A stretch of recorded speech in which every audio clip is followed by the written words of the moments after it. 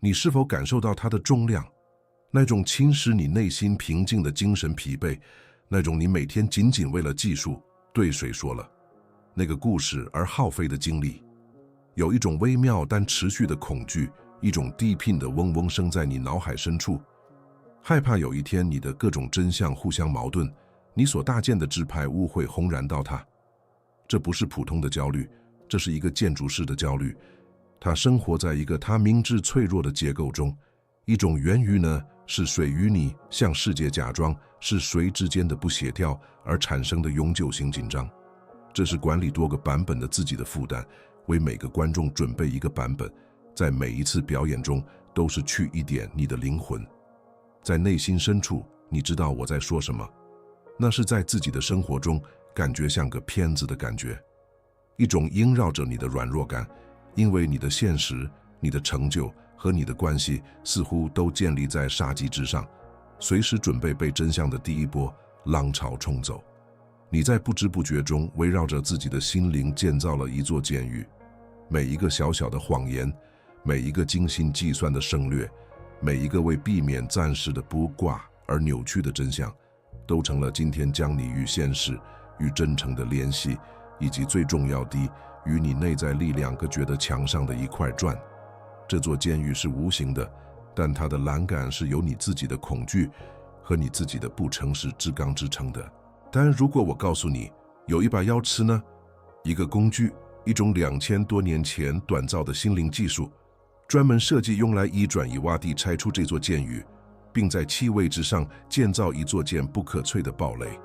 今天我不会给你提供到的建议或评判，我将交给你一份灵魂工程手册。我们将探索拆除谎言监狱的4多个法则。这不是一个关于成为一个好人讲的路程，而是关于成为一个强大、自由，并最终完整的人。在我们穿越这3大门之前，请宣告你的存在，订阅亦加入那些寻求自由的人，并评论你从那个城市开始这段中间之路。解决这个自我强加的监狱的方法，不在于传统的道德，而在于范式的转变。我向你介绍4多个主义，不是作为一种古老而尘封的哲学来研究，而是作为一种用于灵魂工程的间断技术。把它想象成人类心灵的操作系统，旨在消除非理性、恐惧和自弃的错误。4多个派是内在世界的工程师和建筑师，他们明白外在的力量是内在结构的直接反应，因此要建立一个有意义和有力量的生活，首先必须建立一个坚不可摧的政治品格。这是我们将用来绘制你监狱地图，找到其弱点并系统地将其推导的工具，以便显示之光最终可以照进来。这里是改变整个游戏的战略性中构。谎言不是一个罪或一个道德缺陷，它根本上是一个战略错误。这是一个战术决定，即牺牲你真正控制的唯一东西——内在的主权，以换取脆弱和暂时的外在优势，比如某人的认可或逃避短暂的不挂。在4多个的背景下，城市超越了做好人的想法，它变成了基金的清晰。你的内在世界和你的外在行动之间完美而无情的对齐，这是个人力量的终极来源。因为当没有内在的不协调时，你所有的能量都可以向外投射，照着你的目标，而不是花费在维护你自己监狱的墙壁上。正如伟大的塞涅卡提醒我们的，哲学叫我们行动，而不是说话。他要求一个人的生活与他的言语和谐一致，这就是我们将要建造的堡垒的精髓。4多个主义邀请你停止在自己的生活中扮演演员，而承担其导演和主角的角色。选择活在真相中是唯一真正解放你的选择，而这个选择不是一次性的事件，而是一种日常事件，一种有意识的将你的思想、言语和行动与现实对齐的决定。无论现实多么严酷，这是祝愿选择真相化刚言的建议，也不要谎言玻璃大教堂的脆弱之美的决定。我们现在开始拆除谎言监狱的第1条4多个法则是个人真理的神迹。在担心你向世界呈现的真相之前，你必须首先对自己说的谎言发动一场战争，这是最重要的战场。正是在这里，在你内心对话的沉默中，你的花岗岩堡垒的基础的意见力，或者你的玻璃大教堂开始被建造。第一个也是最关键的真相，是你向自己的良知承认的那个没有任何过渡期，没有任何借口，也没有任何自欺。审计员的工作是检查账目，找出差异，并揭露一家公司的财务现实，不管它有多丑陋。你的任务作为你现实的建筑师，是成为你自己灵魂的无情审计员。你必须审视你的借口，你的合理化解释，你的拖延和你的恐惧，并用他们真实的名字来称呼他们。你对自己为什么没去健身房，为什么没完成那个项目，为什么留在一个幽都的关系中的真相，是你整个存在的基础。这项神迹是根本性的一步，因为自欺是所有其他谎言滋生的非我土壤。如果你对自己撒谎，关于你的能力、你的缺点和你的意图，那么对别人撒谎就成了一个自然的结果，一个已经在你内心发生的偏举的简单延伸。因此，第一条法则要求你拿一个手电筒，照亮你心灵最黑暗的角落，那些你隐藏不变真相的地下室。毫无掩饰地面对自己是一种至高无上的勇气行为。这里的内心冲突是巨大且深刻的人性化的。人类的大脑被变成为寻求舒适和避免痛苦，而很少有痛苦避免对自己的不足更尖锐。对自己撒谎是一种防御机制，它是一种镇静剂，可以缓解你不是你想成为的那种人的痛苦。说我没有时间比成人，我没能优先处理更容易。相信这是系统的错，避免对我没有足够努力的严酷现实更令人安慰。我们之所以依附于这些幻想，是因为现实优势是一个太沉重的负担。你大脑的自然倾向是创造将你置于受害者或被误解的英雄位置的叙事，而从不将你视为自己停止不前的负责人。这场冲突是你的自我渴望保护和舒适，与你的更高意识渴望真相和成长之间的战斗。选择真相就是选择短期的成长之通，而不是长期的停止之舒适。这是对你最基本的心理自我保护本能的反叛行为。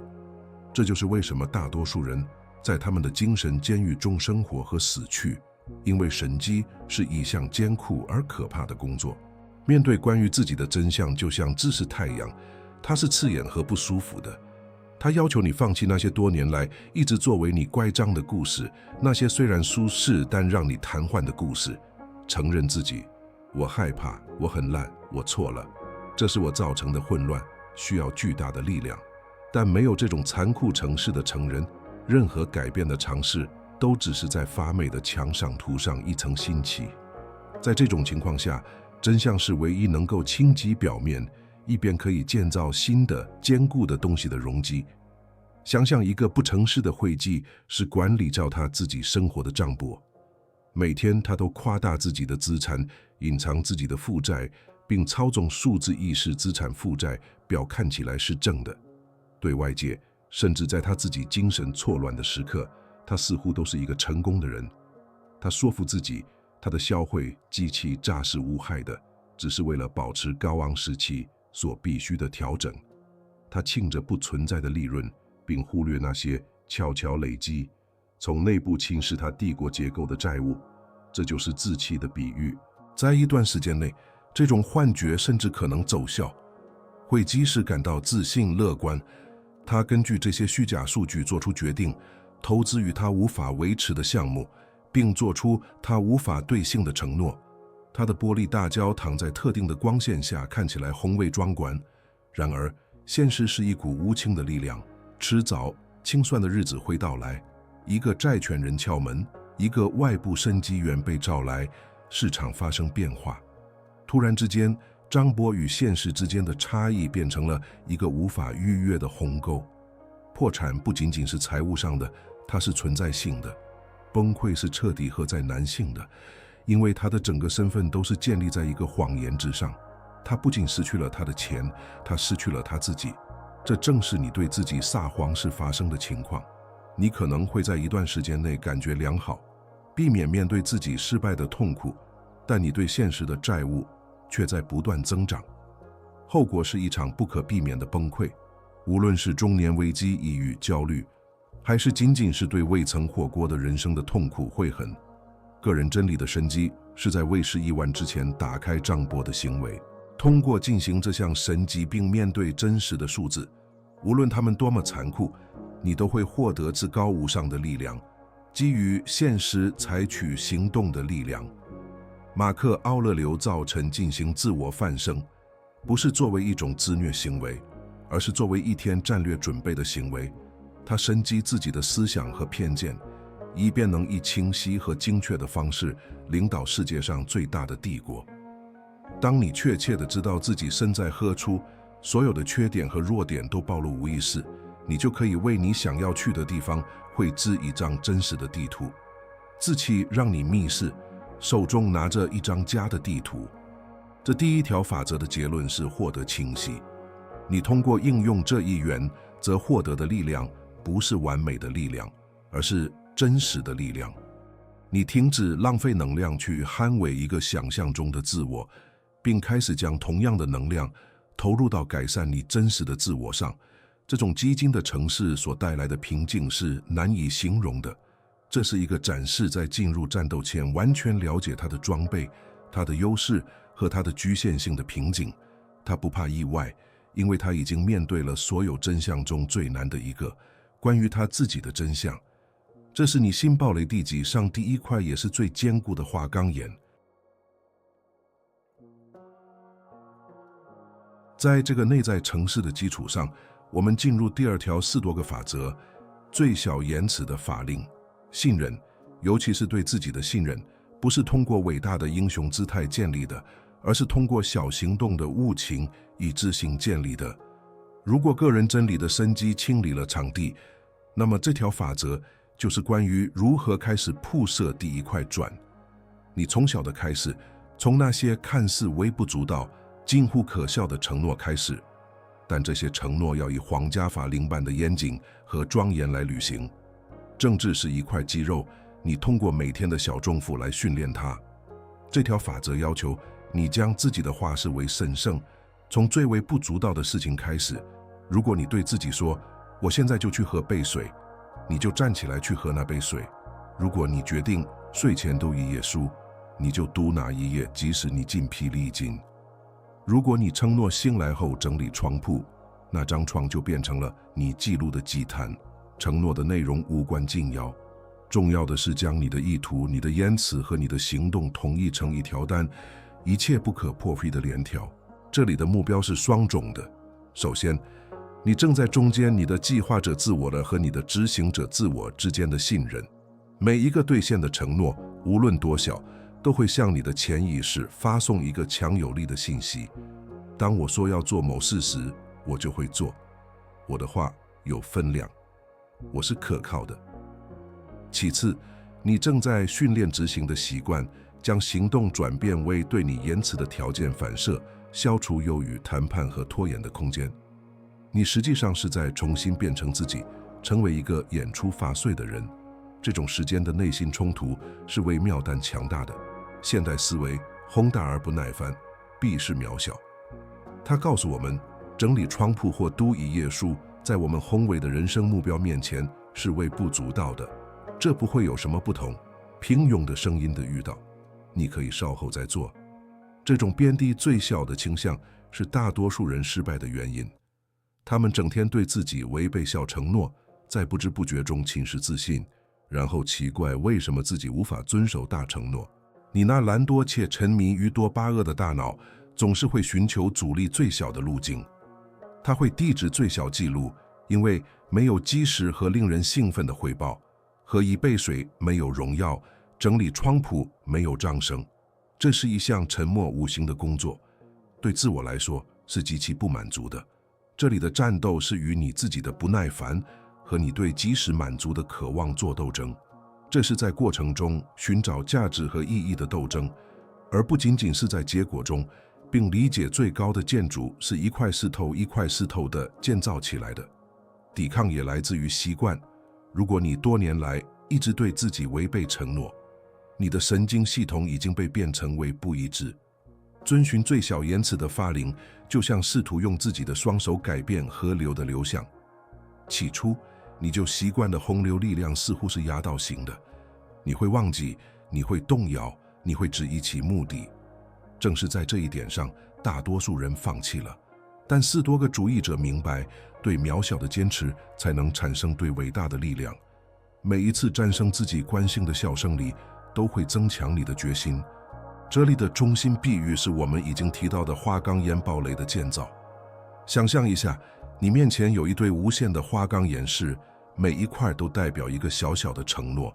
你的工作不是一天之内建造整个堡垒，你每天唯一的任务就是选择一块石头，最小、最易于管理的一块，并完美地将它放置到位。你精确地、全神贯注地安放它，确保它水平且稳固。一天结束时，你回头看，可能只看到一小块石头到位，这似乎是微不足道的进步。但建筑大师知道，一个坚不可摧的结构的秘密不在于建造的速度，而在于每个独立组件的完美。他知道，一块放错的石头就可能危及整堵墙的完整性，所以他只照地专注于防止那唯一块石头的行为。日复一日，一块石头接一块石头。在不耐烦的观察者眼中，他的进展还慢，几乎察觉不到。但是随着周、月、年的过去，一度令人敬畏的墙开始出现在地平线上。一个坚固、强大、无法穿透的结构，不是通过一次慢力行为建造的，而是通过1000次既履行的意志行动建造的。你的言辞就是那块石头。每当你履行一个最小的承诺时，你就是在为你的品格堡垒奠定一块基石。你正在建造一种不会被外部混乱和不确定性风暴动摇的东西，因为它的结构是由数千个经过验证的政治行为构成的。这个比喻的美妙之处在于它消除了追求完美的压力。你今天不需要完美，你只需要把一块小小的石头放到正确的位置。这是一项卑微的工作，但这是王者所为。这第二条法则的结论是锻造沉默的自制力。通过时间最小延迟的发令，你不再是你冲动的努力，而成为你自己领域的主宰。你在自己身上建立的信任，成为一种取之不尽的力量源泉。当你决定面对一个巨大的挑战时，再也没有一个内在的怀疑声音之一你是否能行。你能力和证据已经日复一日的在数百个兑现的小承诺中建立起来。你的自信不再基于希望或短暂的动机，而是基于一个经过验证的执行记录。你成为一种自然的力量。你的话语曾经是风中的一阵呼吸，现在具有发令的力量。当你说某事将会完成时，就好像宇宙都在合力使其成为现实，因为你的意志和你的行动之间不再又不卸掉。这种政治会外在地线现出来，人们开始感受到你存在的重量和监视。他们信任了，不是因为你说了什么，而是因为他们感受到了你的言语和行动之间的一致性。你成为混乱世界中的一根稳定支柱，一个真正的现实建筑师。从你自己的品格现实开始，你获得的力量是免于犹豫的自由。深思熟虑发生在承诺之前，一旦话一出口，行动就是必然的。这就是驱动伟大的士多个主义者，从将军到皇帝的力量。通过无情的记录和对自己言辞不可动摇的信任，将意图转化为现实的力量。你不仅变得对他人可靠，而且无限重要的是，你变得对自己可靠。你成为自己最强大的盟友。现在我们进入了时间哲学的核心。第3条士多个法则是接受美德的卜卦。如果大多数谎言都源于避免一种短暂的痛苦或卜卦的愿望，那么最终的治愈方法就是学会有意地走向这种卜卦，当它服务于一个更大的善事。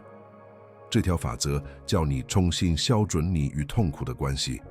你不再将它视为一个不惜一切代价要避免的敌人，而是开始将它视为一位大师，一位能让你变得更强、净化你的教练。真相通常是不舒服的，你需要成为那种不惧怕这种不舒服的人。美德的卜卦是指人和能带来长期力量或和平的短期痛苦，这是你需要进行的艰难对话，这是你需要给予或接受的诚实批评，这是在说是会容易的多事决定说不，这是承认我不知道，而不是假装有知识的勇气。这些情况中的每一种都带有一种社交或情感上的不挂感。谎言省略伙伴真搬家的话是绕过这种感觉的简单捷径，但这是一条让你回到监狱内的捷径。时间这条法则意味着在当下有意识地选择更艰难的道路，并怀着它将带你走向更好目的地的智慧。这是一种战略计算，你用今天的连接舒适换取明天误解的自由，你接受今天训练的汗水和肌肉酸痛，换取明天的健康和力量。同样，你接受今天一次城市对话的焦虑，换取明天一段真诚关系的和平与清晰。你在投资与政治，而不是就是这项投资的代价。这里的根本冲突是神经学的和进化论的。我们的大脑在数百万年的时间里被塑造成做两件事：寻求快乐和避免痛苦。这是一个在我们今天仍然运作的原始生存系统。说出一个不舒服的真相会红发大脑终于草原上不是这所红发的相同的威胁中心。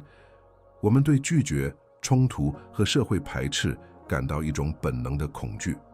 在这种情况下，谎言是一种伪装机制，它是一种融入契约、确保部落内部安全的尝试。因此，这场战斗是在你的原始心智和你的理性、高级心智之间。你的本能尖叫着避免冲突，取悦他人，不要惹是生非。而你的4多个意识的遇到，面对它。说实话，你寻求的和平就在那恐惧的另一边。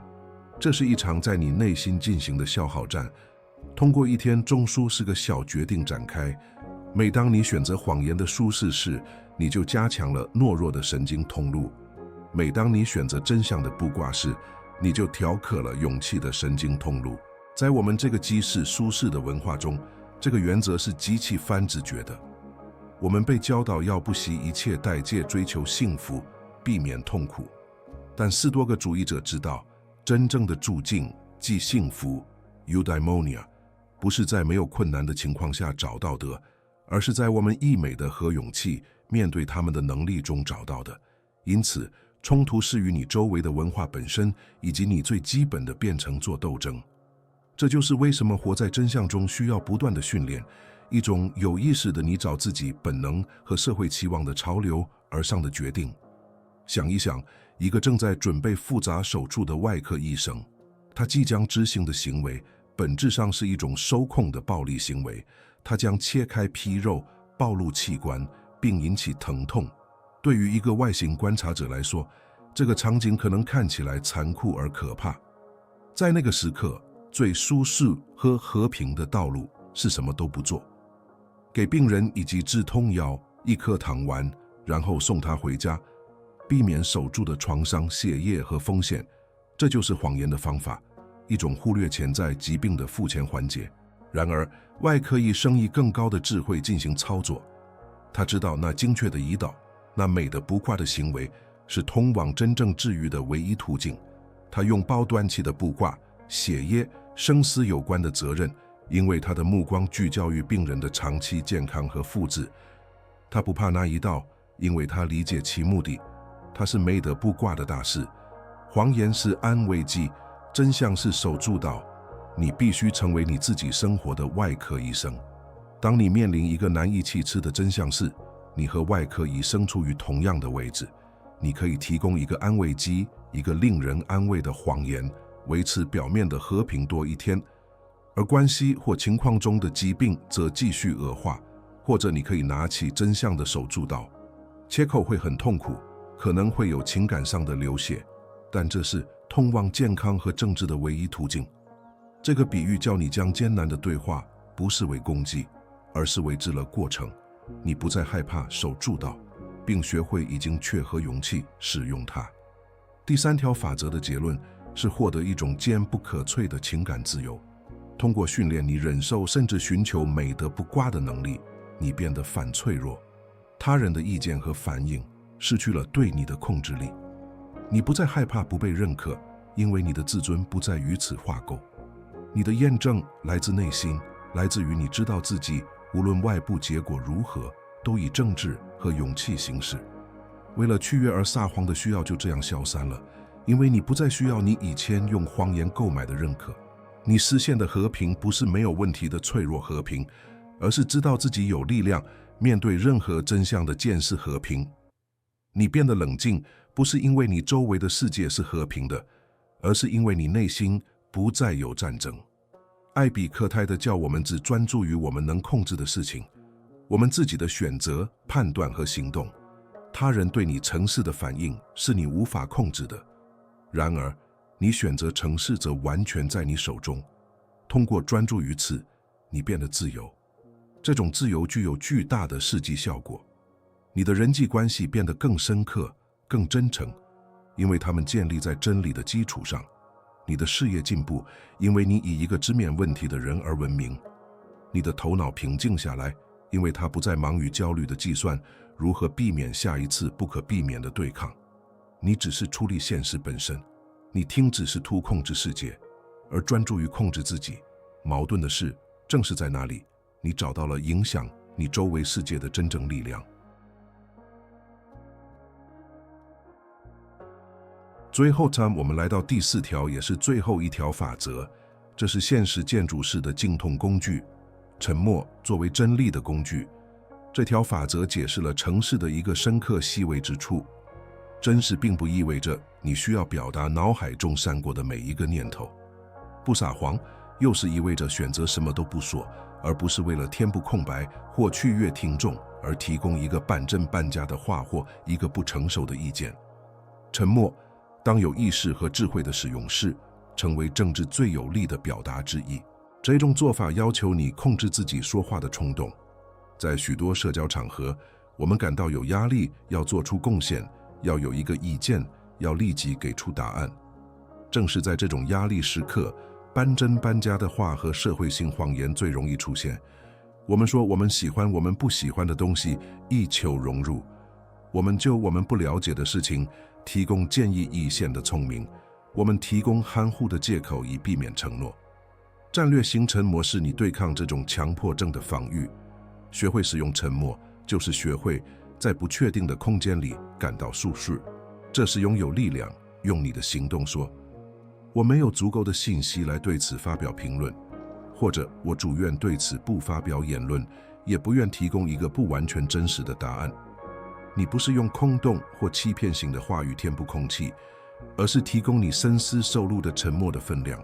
这不是被动或胆怯的沉默，而是一种积极的沉默，一种有意识的选择，传达了自控、对真理的尊重，以及拒绝参与无用或虚假的话语。这里的冲突是深刻的社会性和心理性的。沉默让我们不舒服。在谈话中，长时间的停顿可能被解释为尴尬、不赞同或缺乏智慧。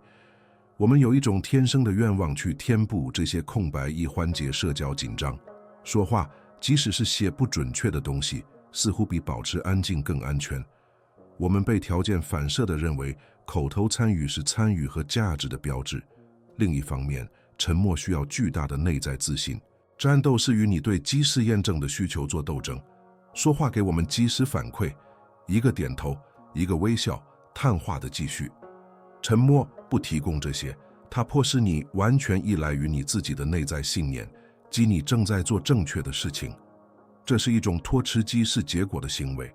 你需要放弃在任何时候都希望被视为和蔼可亲、聪明或合作的需要，而是优先考虑你对清晰和真理的承诺。这种冲突也表现为害怕显得物质。承认自己不知道某事，或者当别人在热烈发表一件事，保持沉默，需要一种少数人才拥有的谦逊和品格力量。编造一个答案，假装熟悉一个话题的诱惑是巨大的。然而，斯多葛主义者明白，真正的智慧是与认识到自己的物质。